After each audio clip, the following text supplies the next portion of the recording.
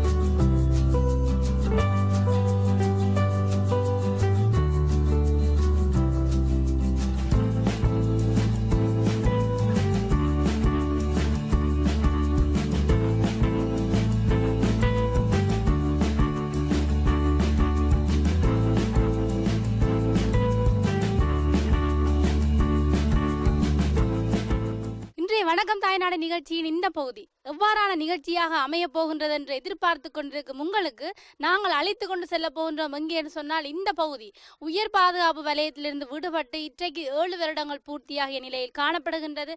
ஆரம்ப காலங்களில் இந்த இடங்களை பார்க்கும் பொழுதே ஒரு பச்சையும் காடுமாக எங்களுக்கு காட்சியளித்திருந்தது. ஆரம்பகால இந்த உயர் பாதுகாப்பு வலயத்திலிருந்து விடுபட்ட இடங்களை பற்றிதான பல நிகழ்ச்சிகளை பார்த்திருப்பீர்கள். அந்த வகையில் இன்றைய தினம் நாங்கள் இந்த இடத்துக்கு வருகை தந்த போது பல மாற்றங்களை காணக்கூடியதாக இருந்தது. அந்த மாற்றங்கள் என்ன என்றுதான் இன்றைய நிகழ்ச்சியிலே நேர்கள் கூட பார்க்க போகின்றீர்கள். வாருங்கள், வணக்கம் தாய்நாடு நிகழ்ச்சியின் இந்த பகுதிக்கு.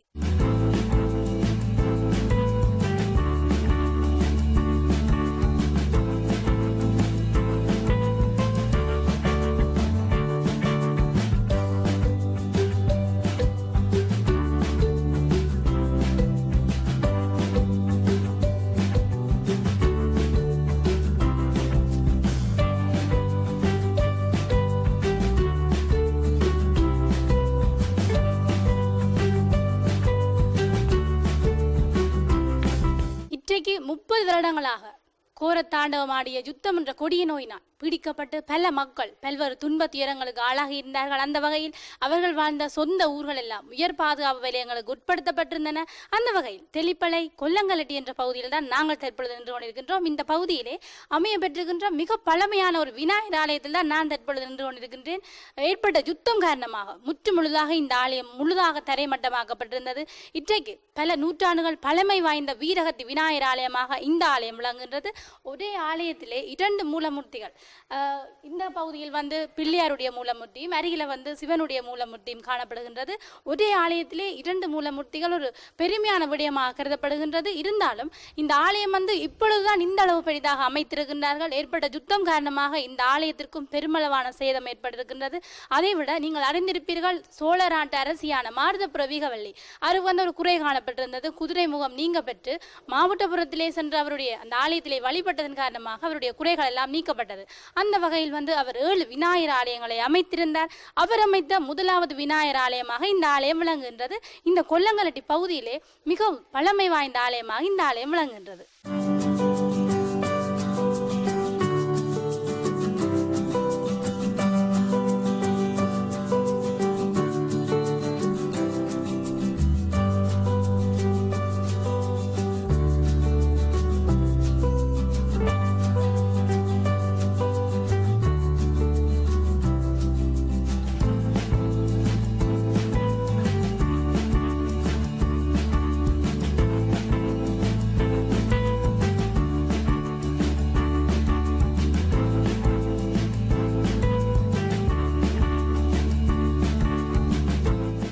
யுத்தம் என்ற கோரப்பிடியில் மக்களினுடைய ஆசைகள், கனவுகள், அவர்கள் கட்டிய சொத்துக்கள், அவர்களுடைய மனதிலே இருந்த பல்வேறான எண்ணங்கள் சக்கரமாய் சுழல அவர்கள் நாட்டை விட்டு ஓடினார்கள். பல்வேறு துன்ப துயரங்களுக்கு ஆளாகி காணப்பட்டார்கள். அவர்களுடைய பல்வேறு செயற்பாடுகள் எல்லாம் தடைப்பட்டன. உதாரணமாக முக்கியமானது கல்வி. அந்த வகையில் தெல்லிப்பளை கொல்லங்கலட்டி பகுதியிலே இந்த சைவ தமிழ் வித்தியாசாலை முற்றுமுழுதாக ஆக்கிரமிக்கப்பட்டது. இந்த இடங்களை பார்க்கும் பொழுதே உங்களுக்கு தெரிகின்றது இந்த இடம் இராணுவத்தினுடைய கட்டுப்பாட்டுக்குள் காணப்பட்டதுன்னு சொல்லி. மிகவும் மோசமான நிலையில் இந்த பாடசாலையினுடைய அரங்கு காணப்படுகின்றது. இருந்தாலும் இவ்வளவு சவால்களுக்கு மத்தியிலே இந்த மாணவர்கள் தங்களுடைய கல்வியை கூட தொடர்ந்து கொண்டிருப்பதை நீங்கள் இப்பொழுது பார்க்க முடியும்.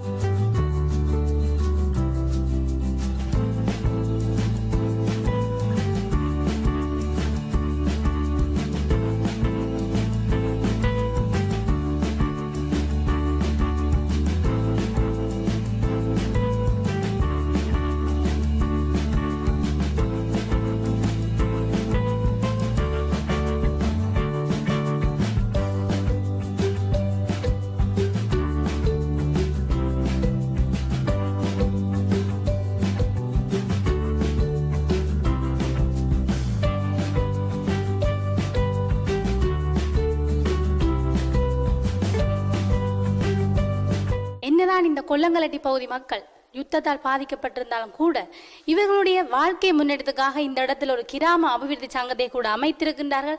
இந்த இடங்களில் பார்த்தால் தெரியும், இருவர் பத்திரிகை கூட வாசித்துக் கொண்டிருக்கின்றார். இந்த கட்டடத்துக்குள்ளேதான் இந்த பகுதி மக்களை ஒன்றிணைத்து சனசமூக நிலையம் கூட இயங்கிக் கொண்டிருக்கின்றது.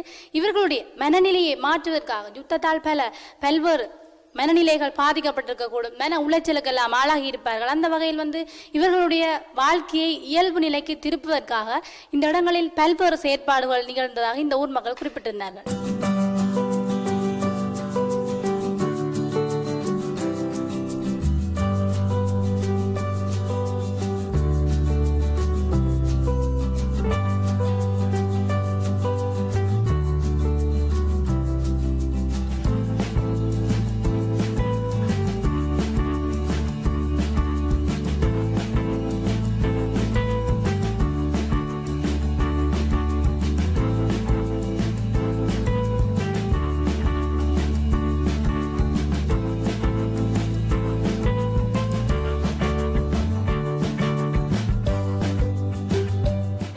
தற்பொழுது இந்த தெல்லிப்பளை கொல்லங்கலட்டி பகுதியிலே காணப்படுகின்ற மடத்தடி சந்தையிலே நின்று கொண்டிருக்கின்றோம். பெரும்பாலும் யுத்தம் ஏற்பட முதல் இந்த இடங்கள் எல்லாம் வளர்ச்சி அடைந்த பகுதிகளாகவும் ஒரு நகரம் போன்றுதான் தோற்றமளித்து காணப்பட்டிருந்தது. ஏற்பட்ட யுத்தம் காரணமாக இந்த இடங்கள் முற்றுமுழுதாக தரைமட்டமாக்கப்பட்டிருந்தன. தற்பொழுது நேர்கள் காண்கின்ற இந்த கடைகள் எல்லாம் அந்த நேரத்தில் இல்லை, முற்றுமுழுதாக எல்லாம் தரைமட்டமாக்கப்பட்டு இந்த பகுதி மக்கள் எல்லாம் பல்வேறு பகுதிகளுக்கு சென்று இடம்பெயர்ந்து வாழ்ந்திருக்கின்றார்கள். இந்த பகுதி உயர் பாதுகாப்பு வலயத்திலிருந்து விடுபட்டு விட்டது என்ற செய்தியை கேட்டவுடன் அந்த மக்கள் ஆர்வத்துடன் பார்த்திருந்த பொழுது அவர்களுடைய மனமே ரணமாய் காணப்பட்டு விட்டது. அவர்களுடைய சொந்த வீடுகள் எல்லாம் முற்றாக தரைமட்டமாக காணப்பட்டது. அவர்களுடைய இந்த இடங்கள் எல்லாம் பார்த்த பொழுது அவர்களுடைய விவசாய நிலங்கள் எல்லாம் இராணுவத்தினுடைய கட்டுப்பாட்டுக்குள் இருந்தது.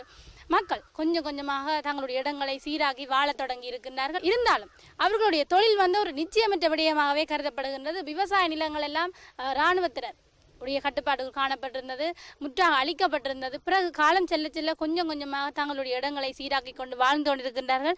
அந்த இடத்தில் கூட பார்த்தால் தெரியும், இப்பொழுதுதான் இந்த கடையை கூட அமைத்திருக்கின்றார்கள். ஆரம்பத்தில் இந்த இடங்கள் எல்லாம் ஒரு பற்றையங்காடுமாக காட்சியளித்திருந்தது. மக்கள் தாங்களாகவே தங்களுக்குரிய நடந்த சம்பவங்களை எல்லாம் மறந்து இந்த இடங்களை சீராக்கி வாழ தொடங்கி இருக்கின்றார்கள்.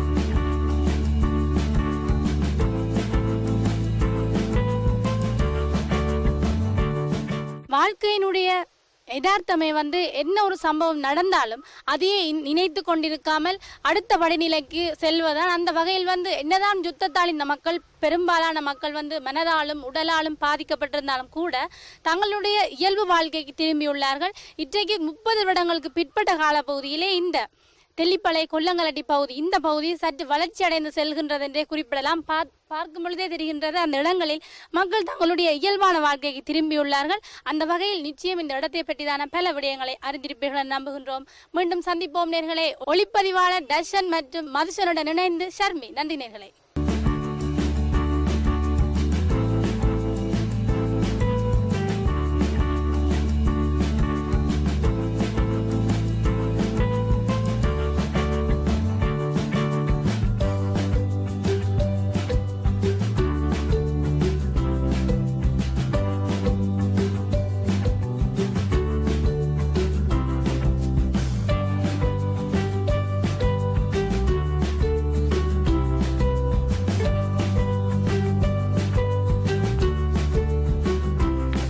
பல கனவுகளை ஒன்றாக சேர்த்து அழகாக கட்டிய இந்த வீட்டை பார்த்து கொண்டிருக்கின்றீர்கள். இந்த வீட்டினுடைய நிலைமையை பார்க்கும் பொழுதே தெரிகின்றது யுத்தம் எந்த அளவுக்கு இந்த இடத்தை பாதித்திருக்கின்றார் சொல்லி. இந்த வீட்டினுடைய கூரையே காணவில்லை, அதை விட முற்று முழுதாக உடைவடைந்த நிலையில் காணப்படுகின்றது. இங்கே வாழ்ந்த குடும்பத்தினர் தற்பொழுது எங்கே வசித்துக் கொண்டிருக்கின்றார்களோ தெரியவில்லை. இருந்தாலும் புலம்பெயர் நாடுகளில் வசித்துக் கொண்டிருக்கும் உங்களுக்கு சிலவேளை அந்த குடும்பத்தை சேர்ந்தவர்கள் இங்கே வசித்துக் கொண்டிருக்கலாம். தற்பொழுது உங்களுடைய வீட்டை நீங்கள் பார்த்து கொண்டு கூட இருக்கலாம். நாங்கள் இன்னும் ஒரு நிகழ்ச்சிக்குள்ளே செல்வதற்கு முதல் ஒரு சிறிய விளம்பர இடைவெளி எடுத்துக்கொள்ள போகின்றோம். நேர்கள் இணைந்திருப்பது வணக்கம் தாய்நாடு. உம்முடன் தொடர்ந்து இணைந்திருங்கள்.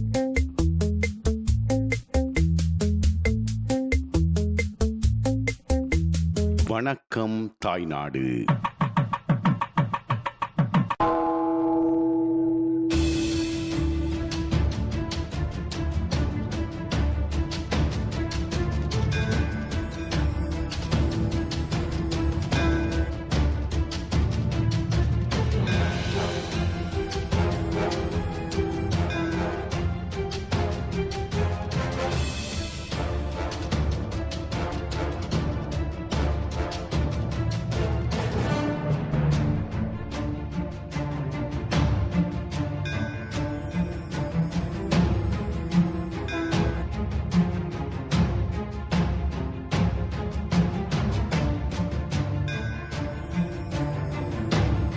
நான் இப்போது ஒரு வன்னி மரத்தடி பிள்ளையார் ஆலயத்திற்கு அருகிலே தான் அமர்ந்திருக்கின்றன. இந்த வன்னி மரத்து பிள்ளையார் என்று சொல்லி பல இடங்களிலே காணப்படுகின்றன. இலங்கையின் வடபகுதியிலே காரநகரிலே அமையப்பெற்றுள்ள இந்த வன்னி மரத்தடி பிள்ளையார் ஆலயத்திற்கு முன்பக்கமாக ஒரு சிறப்பு வாய்ந்த ஈழத்திலேயே ஒரு பேர் போன ஒரு ஆலயம் ஒன்று இருக்கிறது. அதான் ஈழத்து சிதம்பரம் ஆலயம். இந்த ஆலயத்திற்கு அருகிலே இன்னும் ஒரு ஐயனார் ஆலயம் கூட இருக்கிறது. இந்த இரண்டு ஆலயங்களை பற்றியதுமான பல தகவல்களை இன்றைய வணக்கம் தாய்நாடு நிகழ்ச்சியிலே பார்க்கலாம். பாருங்கள்.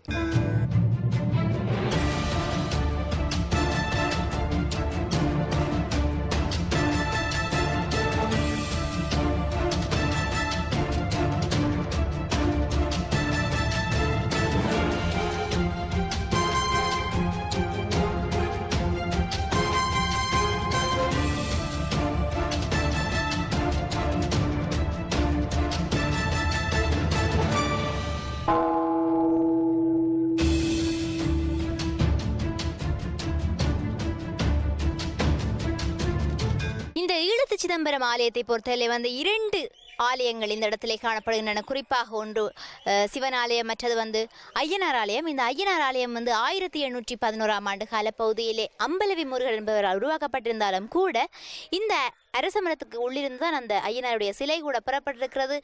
இதுதான் இப்போது கூட இந்த ஆலயத்தினுடைய தலைவிருட்சமாக காணப்படுகிறது. இதைவிட இன்னும் பல தகவல்களையும் பார்ப்போம். பாருங்கள்.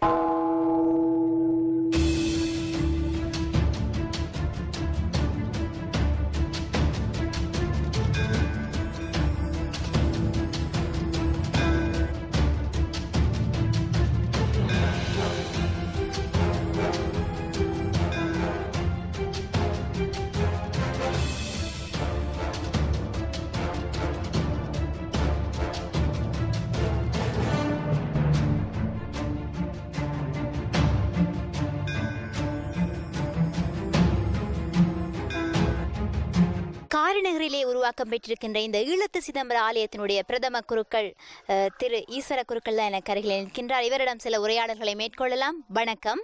வணக்கம். இந்த ஈழத்து சிதம்பர ஆலயத்தினுடைய வரலாற்றை பற்றி குறிப்பிடுங்கள். எத்தனையாம் ஆண்டு உருவாக்கப்பட்டது, எப்படி உருவானது இந்த ஆலயம் என்பதை குறிப்பிடுங்கள். 1870ஆம் ஆண்டு இங்கே வியாபிலகினர் கோயில் என்னும் பதியில் ஒல்லாந்த லட்சுக்காரற்ற சண்டையின் போது நடைபெற்றிருக்கு. இந்தியாவிலிருந்து இலங்கையை பார்க்க வந்த ஆண்டி என்னும் பெரியார் அந்த ஐயனரை தூக்கி சிவங்கோவில் இப்போ இருக்கின்ற ஈழத்து சிதம்பரமாகிய சிவங்கோவில் தெற்குப்புறம் உள்ள அரசின் கீழ் தாட்டு வச்சுட்டு அவர் இந்தியா ராமேஸ்வரம் போயிட்டார். ராமேஸ்வரத்திலேருந்து திரும்ப சண்டையெல்லாம் முடிக்க வந்து பார்த்தார். அவர் சரியான மெனக்கவலை ஒரு ஒளி ஒன்று தோன்றி அதில் போய் 2 நாள் அதை தோட்டி இருக்கிற ரக்கினத்தை சில கிடச்சி விட்டுது. உடனே அதை வச்சு அந்த இரும்பு சூலத்தோடு அரச மரத்தின் அடியில் வச்சு வழிபாடு செய்து கொண்டு வந்தார், ஓலைக்கொட்டிலும் போட்டு. அப்புறம் அதே ஐயனரை அங்கால வடக்கு பக்கமாக கிழக்கு நோக்கி ஓலைக்கொட்டில் போட்டு அதிலேயே அம்பலி முருகன் என்றவரும் வந்து சேர்ந்து காரணர் களவங்க சேர்ந்த மானாமுதலி வம்சத்தை சேர்ந்தவர் தான் அம்பலி முருகன். அவர் இவரும் முனைஞ்சு செய்து கொண்டு வரும் பொழுது ஆண்டி என்றவர் சிவயோக பதவி சிவபதம் அடைஞ்சுடனே அவருடைய சமாதியை வச்சு அதுக்கு மேலே ஐயனரை வச்சு வழிபட்டு வந்தார். 1881 தான் மகா கும்பாசம் அந்த ஐயனரை முதலாவது கும்பாசம்.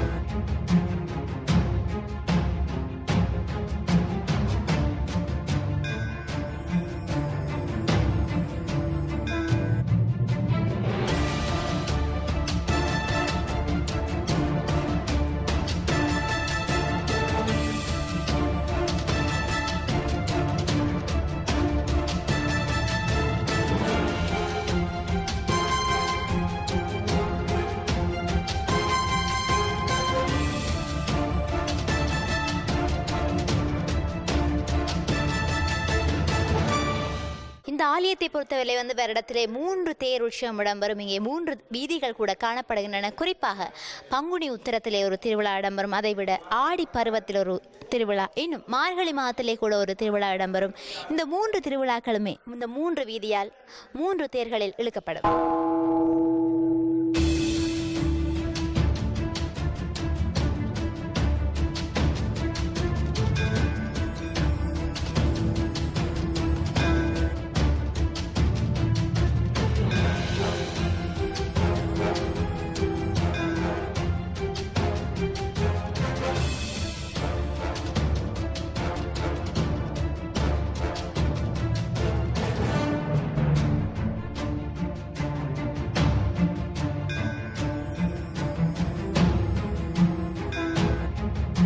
இந்த ஈழத்து சிதம்பரம் ஆலயம் எப்படி உருவாக்கப்பட்டது? ஈழத்து சிதம்பரம் என்று வந்தது சிதம்பரத்தை நாடி இங்கே கோவில் நைமித்திய பூசியல் திருவிழாக்கள் அதோட நர்ராயர் உருவமும் இலங்கையில் இப்படியான உருவம் கிடையாது. ஆனபடியினால்தான் ஈழத்து சிதம்பரம் சொல்லி இந்த கோவில் வழிபாடு சிதம்பரத்தில் நடக்கக்கூடிய ஆருத்ராபிஷேகம் அது இந்த முறைகள் எல்லாம் இங்கே நடைபெறுகின்றது. நித்திய நைமித்தியங்கள் எல்லாம் நடைபெற்று வருகின்றது.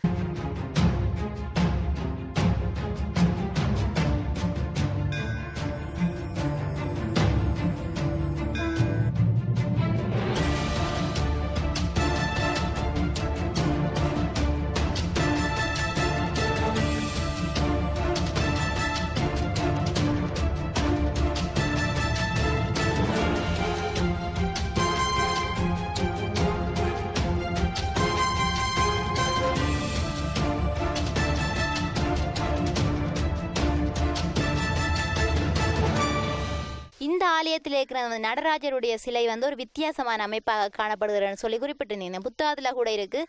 இதை எங்களுக்கு எப்படி என்று சொல்லி விளங்கப்படுத்திவிடுங்க. நடராஜர் சிலை 9 டெக்கரேஷன் என்று சொல்லி எல்லாம் அந்த அமைப்பாக சேர்ந்து விட்டது.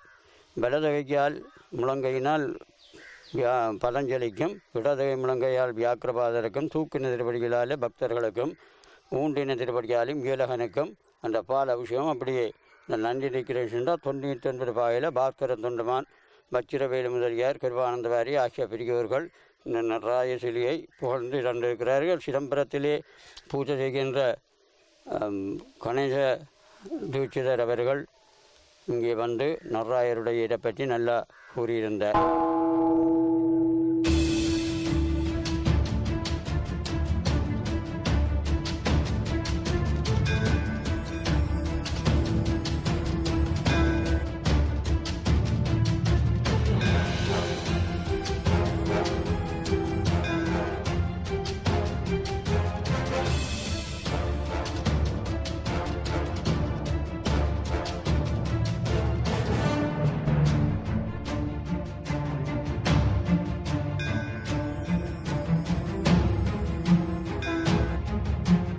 இந்த ஆலயத்திலே வந்து பிற்பட்ட காலங்களில் அற்புதங்கள் என்ன நடந்தது, அந்த அற்புதங்களை பற்றி குறிப்பிடுங்கள். அற்புதங்கள் என்ன, ஐயனாருடைய திருவிளையாடல் தான் கூடுதலாக இருந்தது.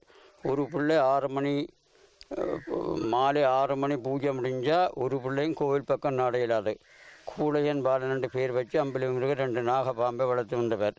சங்கரன் கந்தன் என்ற இருது அதுகள் தான் உதவி. எந்த இது செய்தாலும் கோவிலுக்கு தொண்டு செய்தா என்ன, கோவிலை பாதுகாத்தா என்ன, இந்த பாம்பு தான் ரெண்டும் அவர் படத்தாலும் பக்கத்திலே படுத்திருக்கும். அது ஒரு தெய்வீக செயல்.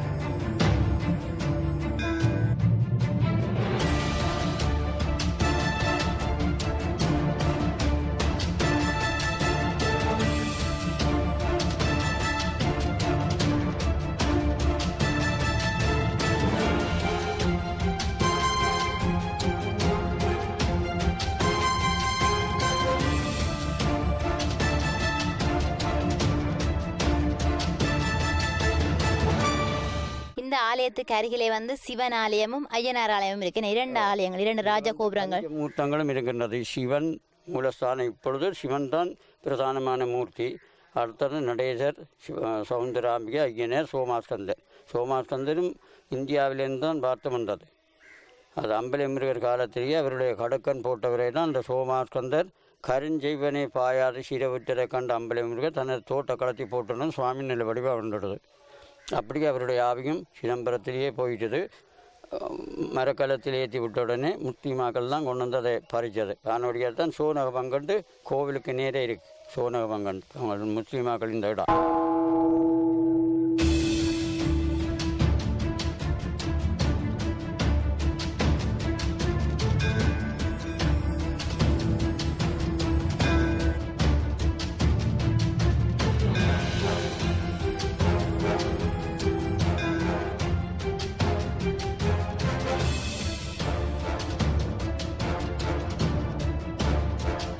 மீண்டும் மற்றொரு நிகழ்ச்சியில் உங்களை சந்திக்கலாம் நேயர்களே. ஒளிப்பதிவாளர் புவியுடன் உங்கள் விஷாணி.